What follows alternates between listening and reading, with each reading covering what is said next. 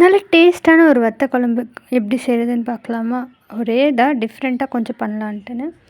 அதுக்கு கடாயில் ஆயில் ஊற்றிக்கோங்க. ஒரு 5 டீஸ்பூன் ஆயில் ஊற்றிட்டு வெந்தயம் நம்ம கொஞ்சமாக சேர்த்துக்கலாம். ஒரு 1/4 டீஸ்பூன் வெந்தயம் சேர்த்துக்கிட்டு அதோட சீரகமும் கொஞ்சமாக சேர்த்துட்டு இதோட கடுகும் சேர்த்து இதை நல்லா பொரிஞ்சு வரும்போது கருவேப்பிலையும் போட்டு அதோட நம்ம வெங்காயம் பூண்டையும் போட்டுட்டு நல்லா வதக்கிக்கலாம். இது நல்லா ஒரு சேர கலந்து வதக்கணும்.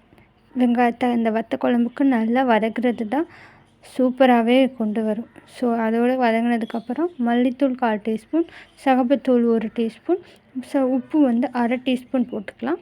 இதோடு இதை சேர்த்து நல்லா வதக்கிக்குவோங்க. இதை நம்ம இங்கே பண்ணிகிட்ருக்கும்போதே நம்ம அதில் என்ன பண்ணலாம் அப்படின்னா, புளியை ஊற வச்சுருக்கேன். ஒரு லெமன் சைஸ் புளி எடுத்து ஊற வச்சுடுங்க. அந்த ஊற வச்ச புளியில் புளி தண்ணி எடுத்துட்டு அதில் நம்ம மல்லித்தூள் 2 டீஸ்பூன், சிகப்புத்தூள் 1/2 டீஸ்பூன், உப்பு இதுலேயும் 1/2 டீஸ்பூன் போட்டு நல்லா மிக்ஸ் பண்ணிக்குவோம். இது நல்லா மிக்ஸ் பண்ணிவிட்டு இது நல்லா வதங்கணும். வதங்கினதுக்கப்புறம் நம்ம அந்த மிக்ஸ் பண்ணி வச்சுருக்க புளி தண்ணியை இதில் ஊற்றிக்கலாம்.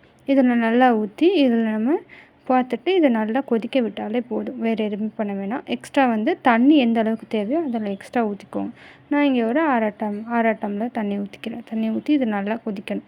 நல்லா கொதிக்கிற அளவுக்கு சுண்டி வர வரைக்கும் நம்ம வந்து வெயிட் பண்ணலாம். அதுக்கு நம்ம இப்போ ஒரு மூடி போட்டு இதை நல்லா கொதிக்க வச்சிடலாம். அதை மூடி போட்டு நல்லா கொதிக்க வச்சுட்டு இந்த அளவுக்கு கொதித்து வரும்போது நம்ம சிம்மில் வச்சுட்டு அதை சிம்லையே வச்சு நல்லா கொதிக்க விடுங்க.